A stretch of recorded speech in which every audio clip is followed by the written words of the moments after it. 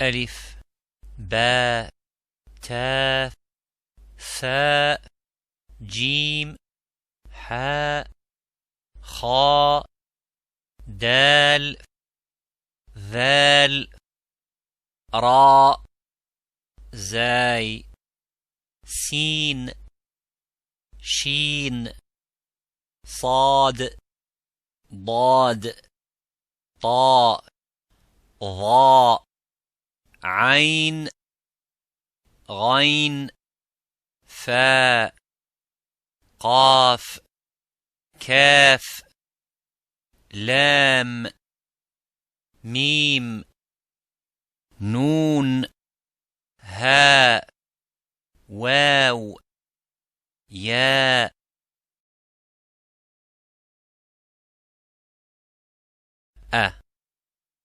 باء تاء ثاء جاء حاء خاء داء ذاء راء زاء ساء شاء صاء ضاء طاء ظاء عاء غاء فاء قاء كاء لاء ماء ناء هاء واء ياء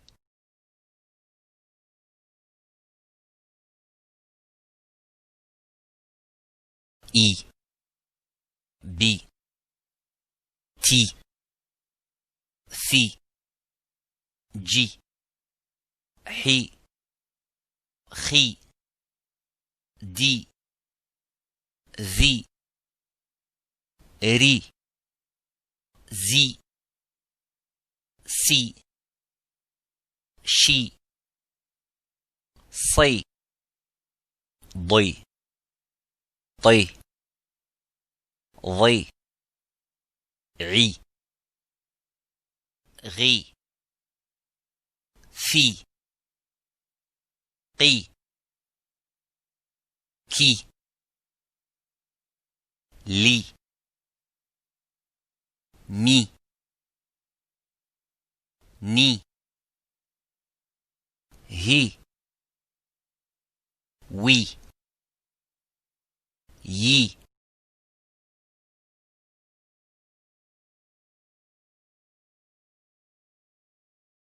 او بو تو ثو جو حو خو دو ذو رو زو سو شو صو ضو طو ضو عو غو فو قو كو لو مو نو هو وو يو.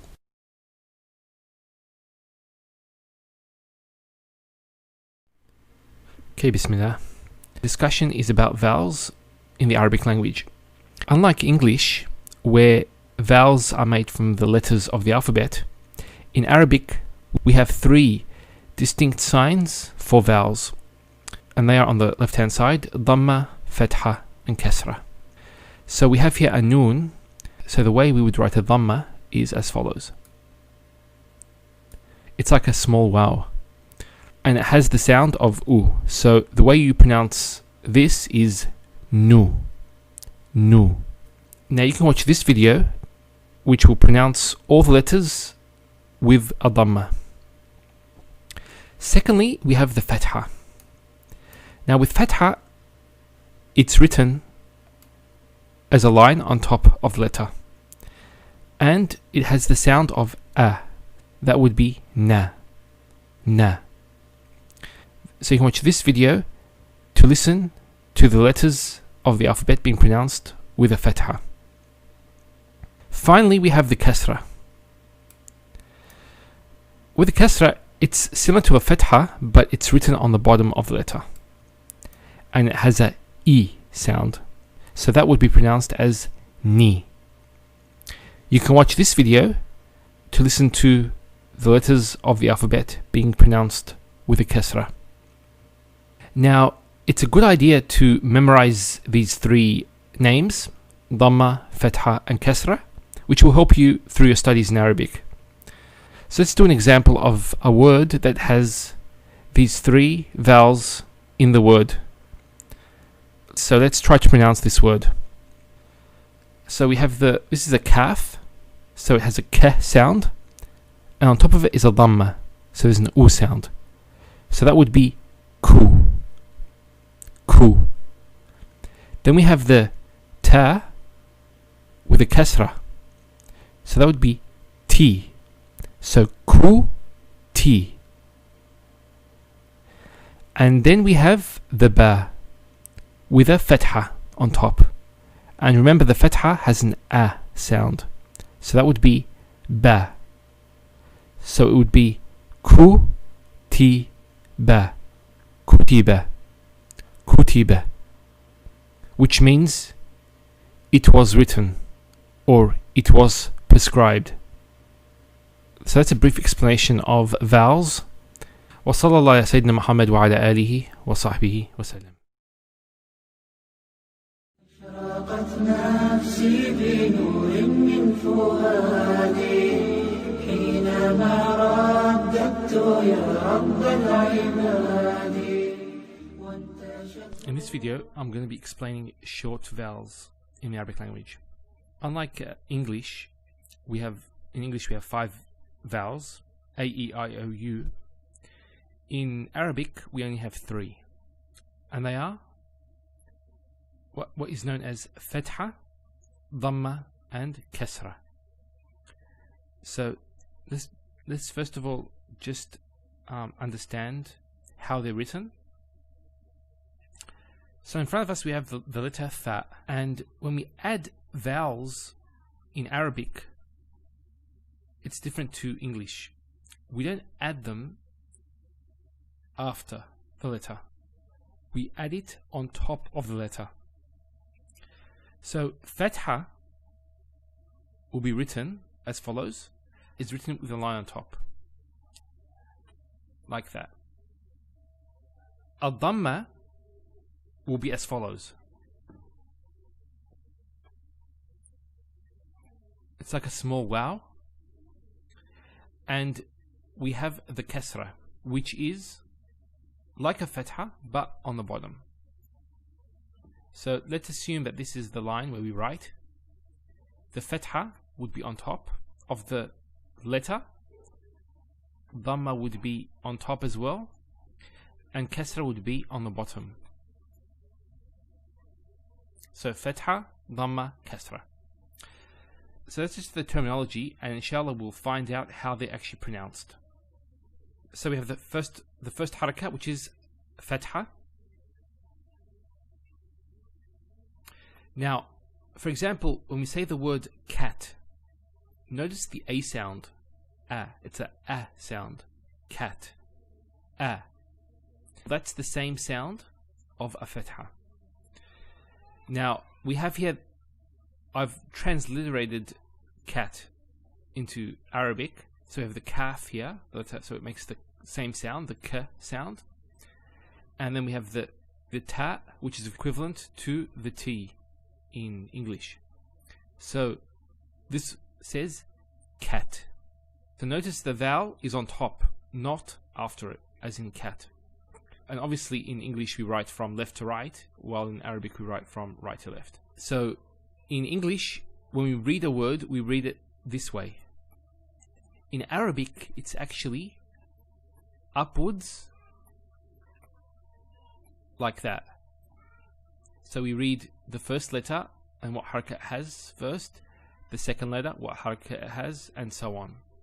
Now, similarly, back, the word back, so it's the same sound, back. Now, just something to note is when we say this sound, the sound, you'll notice your mouth is open, wide,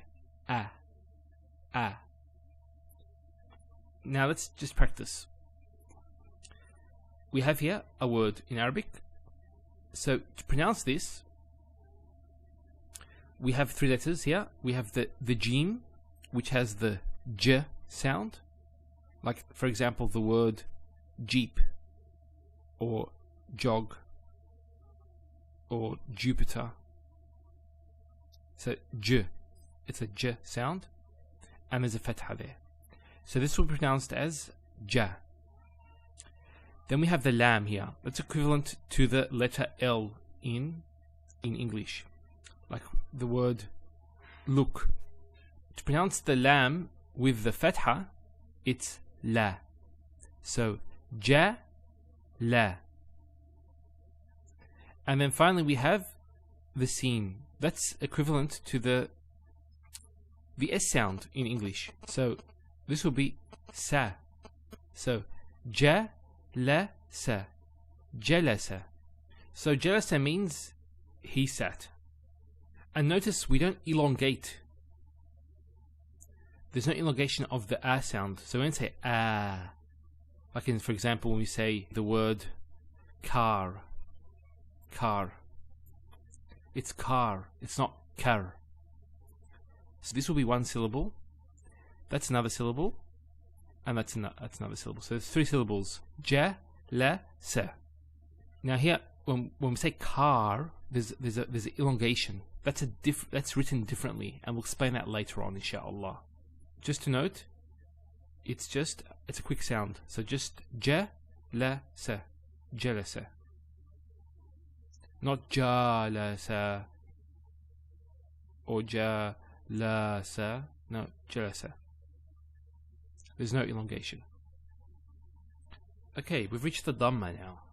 So it's a small letter wow. What letter does a dhamma make? It's like the word book. Although there's 2 letters, both of the there's 2 O's. Although there's 2 letters here, it's pronounced like a dhamma. Unlike, for example, the word choose. So when we say choose, there's an elongation there. We say choose. We don't say choose. It's not choose. It's not choose. It's choose. So although in English they can actually sound differently, even though they're written the same way, they sound differently. In Arabic we don't have this. So the way it's written is the way it's pronounced. To transliterate this in Arabic would be the following. Here. So this is the ba, and we have the dhamma. And you'll see it's going like this. That's just the way it's written. It doesn't really matter if it's like that or like this. It's the same thing. So just 1 point note there. That's just the script. That's the way the script is. So that's a ba with a dhamma. Notice when I say dhamma, it's very important. Some people actually they don't say it with a dad. They say it with a dal. So they say dhamma. It's not dhamma. It's dhamma. Maybe non-Arabs will find this hard to pronounce, but that's, inshallah, as you progress in your Arabic studies and when you actually learn the rules of pronunciation, you will improve on that, inshallah. We have here the ba with a dhamma, followed by the kaf, which has the K sound. So here it's pronounced as book. This letter alone with the dhamma would be bu. So book. Similarly, we have the word in English put. It's put. So there's a u sound. That represents the sound that a dhamma makes. Put. Now I didn't transliterate that put because actually there's no P sound in classical Arabic.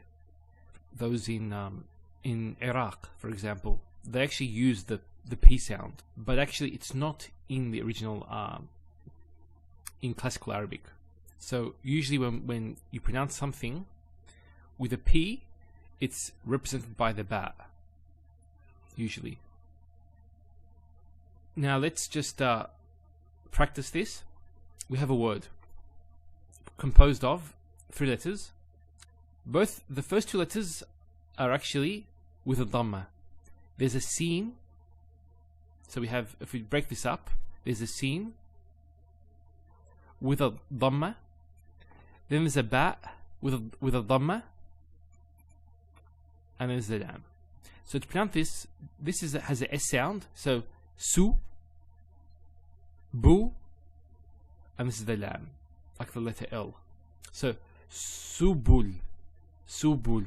Now I'm deliberately not pronouncing the last haraka on this letter, because when we start going to Arabic grammar, we'll find out that this actually changes.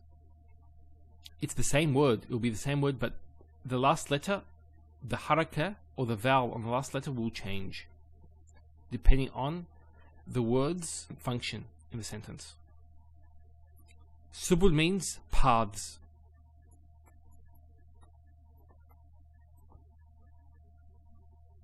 And that's the plural of the word sabil. Sabil is a path, and this is the plural, paths. Let's get to the kasra. The kasra, as we showed you, is a line at the bottom of the letter, and the sound it has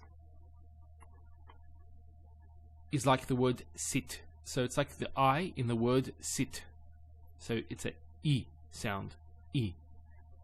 So for example, if I transliterate that into Arabic, it's like that. So you have the sin with the kasra, si, and that's the ta. So sit, sit. So for example, we have the following word. It's ma, that's a fatha, so ma, and then the lam, li, and then the kaf, ki. So maliki, maliki. Malik means king. So let me just write this, a king. So let's practice all these together. So the fatha, the dhamma, and the kasra all together. We have a word. Let's practice this word and try to pronounce it. So we have here the kaf with a dhamma. So that would be ku.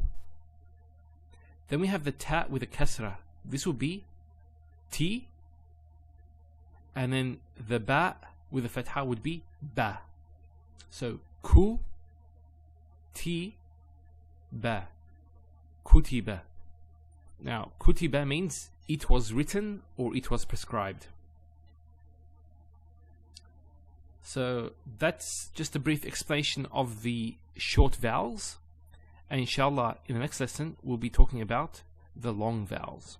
أشرقت نفسي بنور من فؤادي حينما رددت يا رب العباد وانتشت روحي.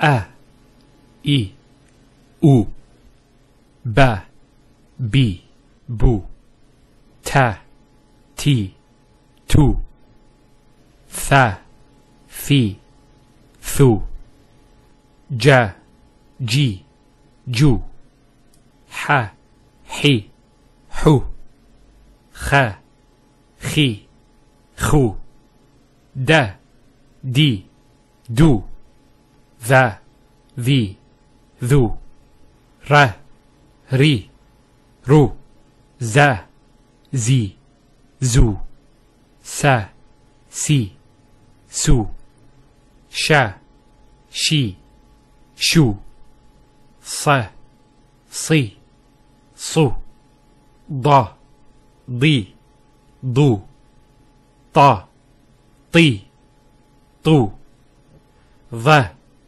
Thi, Thu, A, I, U, Gha, Ghi, غو فا في فو قا قي قو كا كي كو لا لي لو ما مي مو نا ني نو ها هي هو وا وي وو يا يي يو.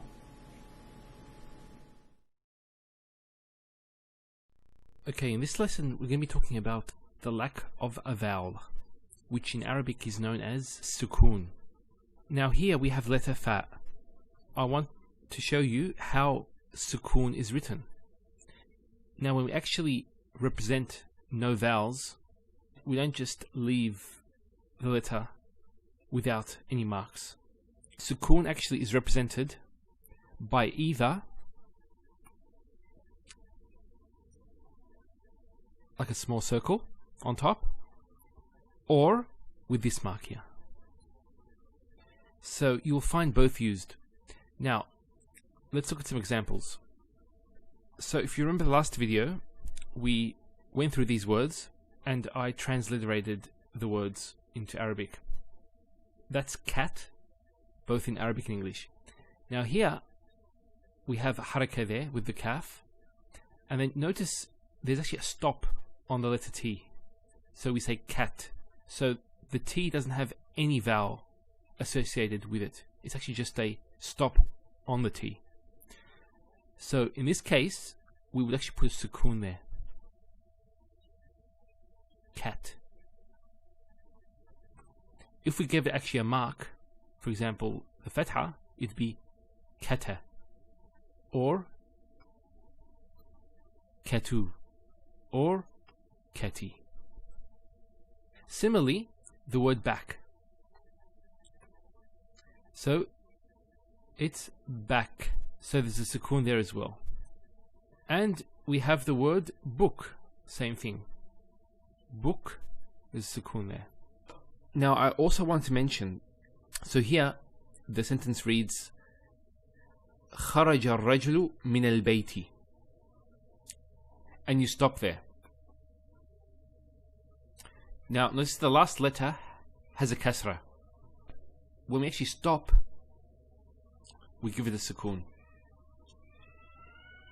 There's no sukoon that's written down, but we pronounce it as if there was a sukoon. For example, in the Quran, this is in Surah Fatiha, اهدنا الصراط المستقيم.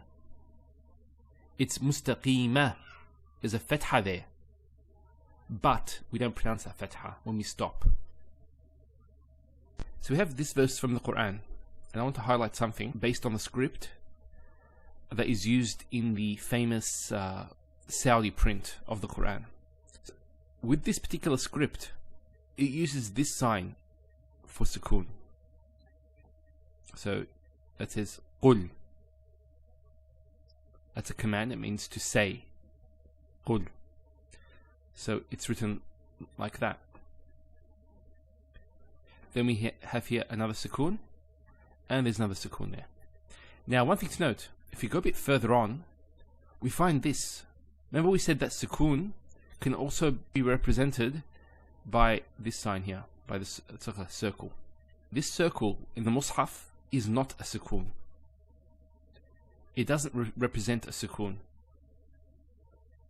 And you actually find two types of these circles. One of them is like a normal circle, and one of them is more like a long circle, like that. Both of these are used in the Mus'haf to represent tajweed rules. Now, outside of the Quran, you'll find that a sukoon can be represented by an O. So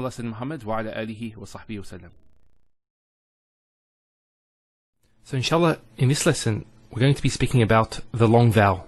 In Arabic, it's called med, which also means elongation. Now in English, we have the following words. The word bad. Notice the elongation of the A sound. We don't say bad, we say bad. Similarly, we have the word feet. We don't say fit, we say feet. There's an elongation of the E sound. and also the word food. So we don't say food, we say food. So there's the elongation of the oo sound, food, not food. Now if I transliterate this into Arabic, I get the following. So we have bad, feet, and food.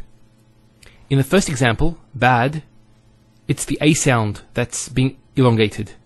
And that's denoted by this fatha here, which has the A sound, followed by the alif. And that's where we get the A sound, the elongation there, the long vowel. Similarly, here we have a kasra, and then following it is the ya. So it's a E sound.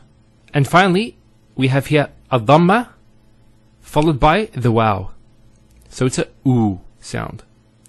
So we'll come to know actually that the long vowels are created in these three following ways, which are having a fatha, followed by the alif, a kasra, followed by a ya, and a dhamma, followed by a waw. So they represent the three long vowels. So inshallah we'll go through some words and to see how the long vowels are pronounced. So here are some words. First one here is qala. Notice the elongation of the A sound. Qala. Not qala, qala. So we have the fatha on the qaf, followed by the alif. Next word is jihad. So we have here G, that's the first syllable, and then had, jihad. So you notice here we have a fatha on the ha followed by the alif, and that gives the elongation of the A sound. Next word, Ibrahim. So here, ra. Notice here the ra fatha followed by the alif. Once again, it's a long vowel. Ibra. Not ibra. Ibra. Ibra, and then him. Ibrahim. Here the ha has a kasra, followed by the ya. So here there's the elongation of the E sound. It's he. Him. Ibrahim. Similarly, here we have Kareem. Now Kareem is actually a adjective that means one who's generous. So here we have the ra, kasra, followed by the ya. This is the ya here. So Kareem, not Karim. Next word, maghdoob. So maghdoob here has a dhamma on the dad, followed by the waw. So it's an elongation sound. So it's a oo sound. So it's maghdoob. And finally, here, qubur. Qubur. So there's the oo sound again. They have a ba with the dhamma, followed by the waw. So you can see how the long vowel is formed there. Now there is another mad, which is when two hamzas come together. But I actually thought that it would be more appropriate to mention that and when we get to the introduction to grammar, Arabic grammar. Now, just finally, I want to translate these words. So we have qala means he said. Jihad denotes the action of struggling and exerting effort. Ibrahim is the Arabic name for Prophet Abraham, peace be upon him. And as we said, Kareem means one who's generous. Maghdoob denotes somebody who is the object of anger. So one who anger is directed towards. And finally we have the word qubur. Qubur is the plural of the word qabr, which means grave. So qubur means graves. Walhamdulillahi Rabbil Alameen. Bismillah. So this lesson we're going to speak about the double letter. When we have two letters that are the same joined together. Now this joining is called shadda, and it means to join with strength. So if we take the word shadda, what Arabs use for the sign of shadda is the following. It's just that part of the word shadda, which is that. So if we want to double this letter, what we do is we add the shadda. That's it there. Now, a point to note is that the shadda will always have a vowel mark accompanied with it. Either the fatha, the dhamma, or the kasra. So, for example, we have here 3 scenes with a shadda and the 3 different harakat. So, as you can see, the shadda with a dhamma, the shadda with a kasra, and the shadda with a fatha.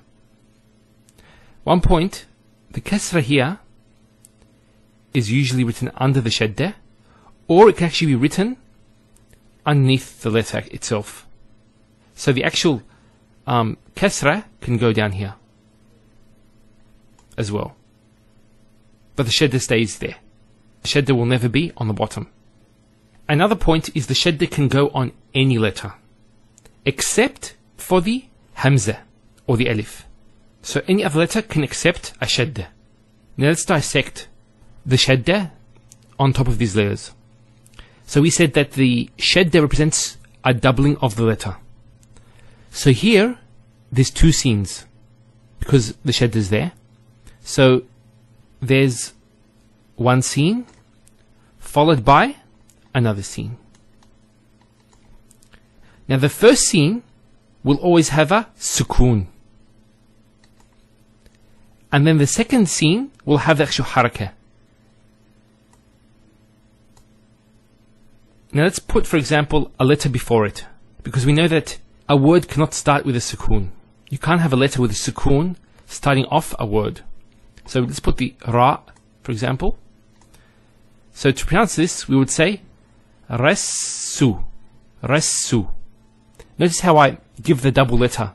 Ressu, ressu. Now similarly, this is 2 scenes as well.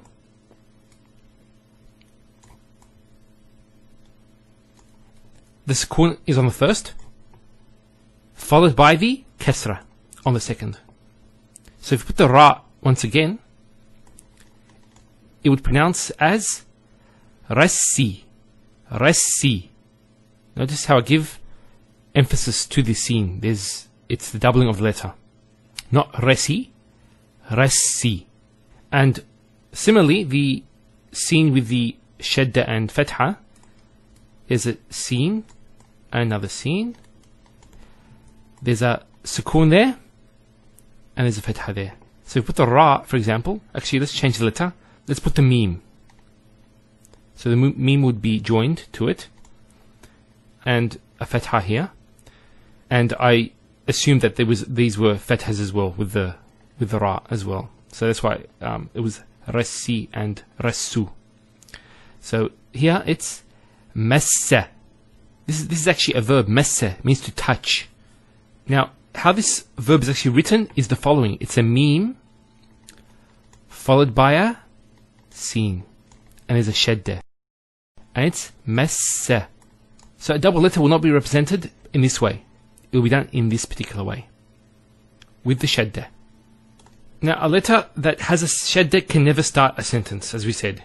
That's why I put a letter that has a haraka on it. So let's put the fathas on those.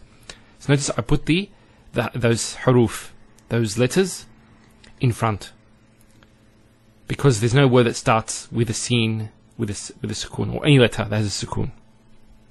Let's look at some words with the shadda. So here we have 3 words, actually 4 words, because iyaka actually is made up of 2 different words. We have a particle and a pronoun. So how do we pronounce this? Iyaka. Notice the ya gets a double vowel because of the shadda there. Iyaka. It's not iyaka, iyaka. Also here, al-hajju. It's not al-hajju, it's al-hajju. And here, rabbi. So it's alhamdulillahi rabbil alameen. There's a shadda there. It's not rabbi. So if I want to dissect this, it would be the ra followed by 2 bas. There's the fatha there. The first ba takes a sukoon. And the second take say kasra. So it's Rabbi.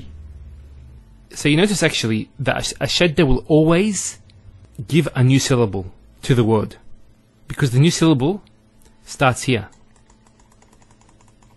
It's in between the first and the second letter that has the shadda. So that's briefly about the shadda. Walhamdulillahi Rabbil Alameen. Bismillahir Rahmanir Rahim. Now this is a pronunciation exercise from what we learned so far. So the first one is, it's ba-nu, banu. Next one is bu and nu, so it's bunu. Next one we see has a long vowel, so it's bana, not bana, bana. Next one, there's a sukoon there on the vowel, so it's bawna, bawna. Next one is a long vowel as well, it's the u sound, so it's boona, boona. The next is bayna. Then we have beena. This is a long vowel, beena. And finally, it's bayyana. So there's a shadda there. So it can actually be written as follows: the ba, then the ya, followed by another ya, and then finally the noon.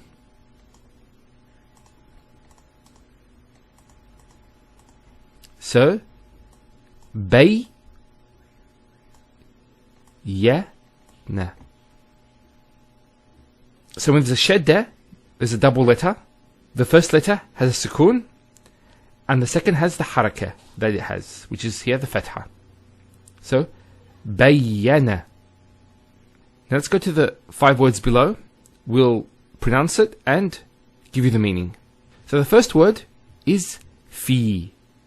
So you notice there's the elongation, the long vowel. Fi means in, and that in could either be physical or abstract. So if we say fil bayt, in the house, or it could be abstract. For example, if I say fi ra'yi, which means in my opinion. Okay, next we have, and you notice here the long vowel as well, rana. And rana is a verb which means to cover in dirt or rust. Next word is kayfa. Kayfa. Kayfa means how. So for example, if we meet somebody and say kayfa haluka, how are you? Next word, huda. Now this is not actually a ya, it's an alif. It's called an alif maqsura, and it's exactly like an alif, the way it's pronounced. It's like a ya without the 2 dots.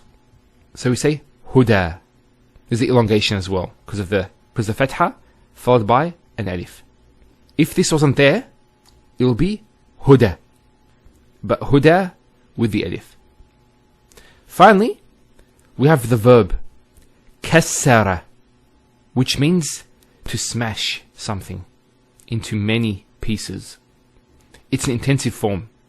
With verbs, when we have the shadda, the verb involves intensity. And you can actually feel it the way it's pronounced. Kassara instead of kasara. So once again, there's the kaf, followed by 2 scenes, and then the ra. So kas, skune, sara. Kassara, not kasara. So it's very important with the shadda to give it the double sound. And sometimes people might be a bit too hasty and not give that double letter. My best advice to you is maybe go through the Quran and try to read it and have, for example, a recording of it, a clear recording, and see if you pronounce it exactly the same way. I must warn you, there are many rules that might cause you to be a bit confused, and you might ask, why is it recited in this way? It should be this way. But usually, most words in the Quran will be recited the way that they are written. So we finish the pronunciation. Wa sallallahu alaihi wa sallam Muhammad wa ala alihi wa sahbihi wa sallam.